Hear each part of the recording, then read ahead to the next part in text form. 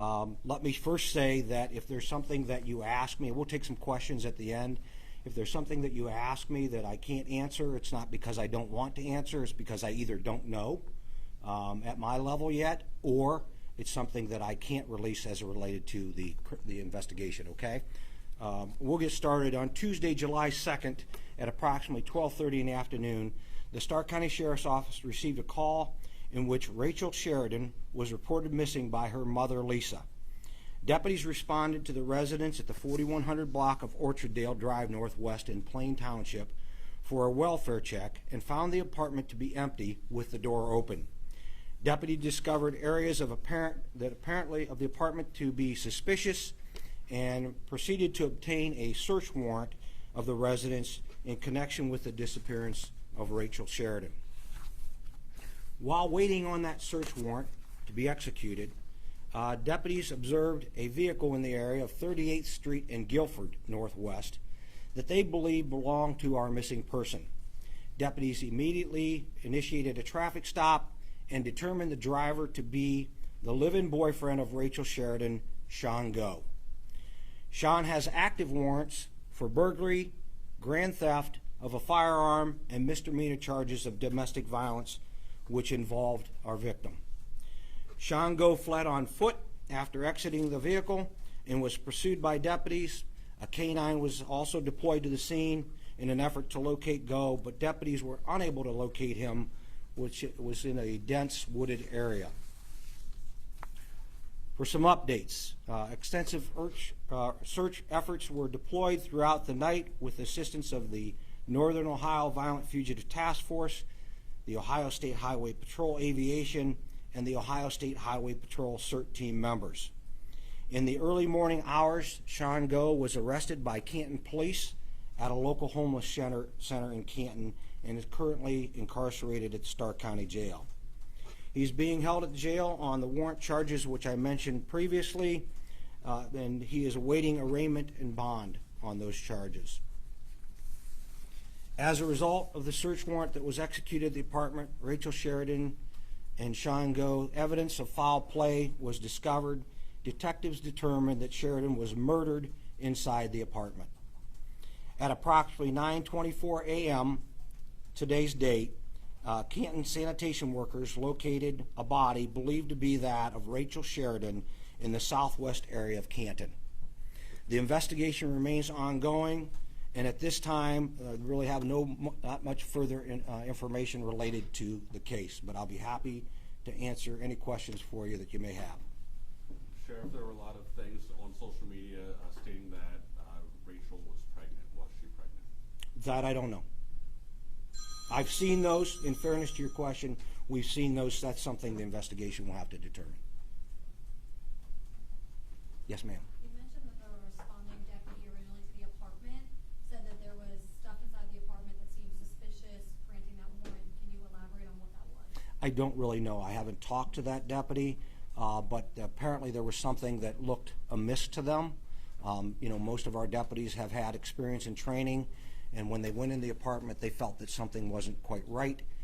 When they determined that nobody was at the apartment, they then determined to get a search warrant so they could investigate further. The further investigation, as I said, revealed that we believe there was a homicide that occurred in that apartment. Sheriff, I know that domestic violence, previous domestic violence, and other charges. Other than those, do you know, have you had any previous calls to that residence? Anything? I believe there were previous calls both from him and her, and there appears to be some cycle of domestic violence there. There was an active warrant for him for domestic violence. I think that occurred sometime in May. Apparently he did not show up for court on that, and so there was an active warrant on that case. And that did involve our victim. Sheriff, do you know specifically where she was found? We've heard rumors that it was at Mother Goose Land in Canton. Yeah, I think it was in that area. I don't know specifically. I was not there, and I did not respond, so I think it was in that area. Has the coroner given you any indication as the cause of death? Not yet. Manner of death? I mean, it's pretty early. That we just discovered, the victim's body and really just kind of made a preliminary identification within the last hour and a half. So no, we don't have that Will yet. Stark County be handling? Absolutely, yes, ma'am. This occurred in Plain Township. We're pretty confident that the crime occurred in Plain Township, so yes, we will be handling. Sheriff, you said there's a history of domestic violence between the two of them already. Do you know how long they've been together? I really don't. I was told by her mother about 2 years.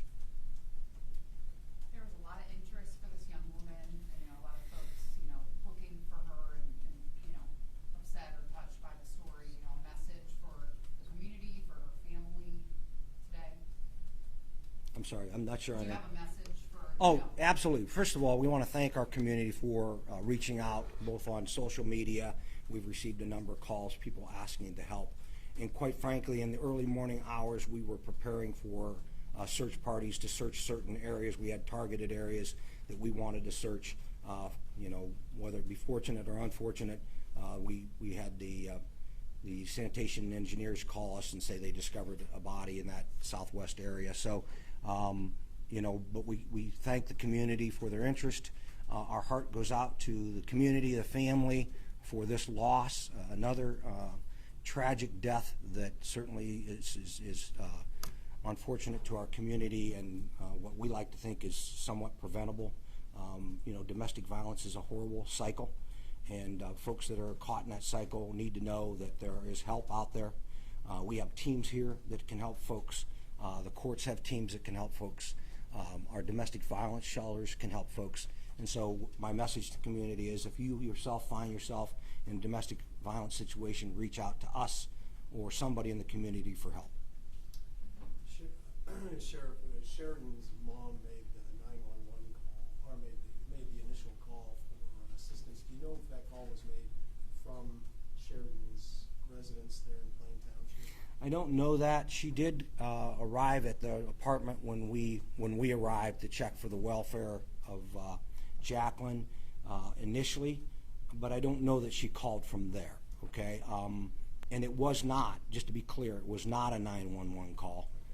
It was just a general call of, hey, I haven't heard from my daughter in a couple days. Her communication with me we communicate via text, and her communication fell off, and it's my understanding that she was aware that she was no call, no show for her employment.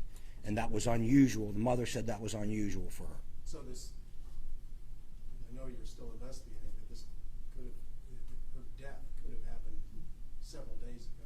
Well, again, that's part of the investigation, and I don't know that, but that's certainly a possibility. Sheriff, once Doe had fled from the deputies, at that point, did you guys already start suspecting the worst? We did not. We had not executed a search warrant on the apartment.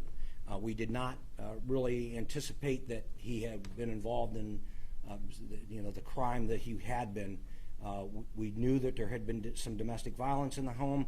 We weren't sure what was going on at that time. But understand, he was already wanted by authorities for previous warrants. So to us, while it was unusual that he fled, it's not extremely unusual that you flee if you got a couple felony charges hanging over your head. Sheriff, has Sean said anything about what happened to his girlfriend? I'm sorry, could you Has Sean made any comments to investigators about what happened? He has not. Sheriff, can you elaborate a little bit more on how you were able to locate Sean? Was there a tip sent in or something, or how you were able to find him? I'm not real clear on how that happened. He either showed up at a shelter in Canton or they seen him. Again, back to the point of our community's fantastic. There was a lot of social media buzz going on as related to this case, and I think somebody seen him from being on social media and reported it to Canton Police, but I'm not sure on that. That was something that Canton picked him up this morning. So. Sheriff, do you know where Rachel worked? All I know is it's a fast food restaurant in the area. Did she live by herself in this apartment, or She lived with him in the apartment. and just those two? Just those two, yes. Was her mom aware of the domestic issues with their relationship? That, I believe they were aware that she had some troubles because in conversation with the family, she had moved out for a period of time when there was some trouble and lived with the mother. So I'm thinking they did know that there might have been some problems, but I don't know that they knew to the level of what it was. I'm not sure that they were completely clear on that.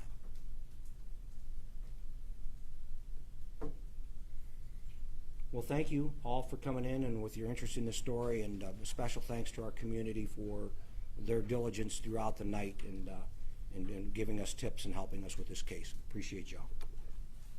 Do you have another question? Okay, good.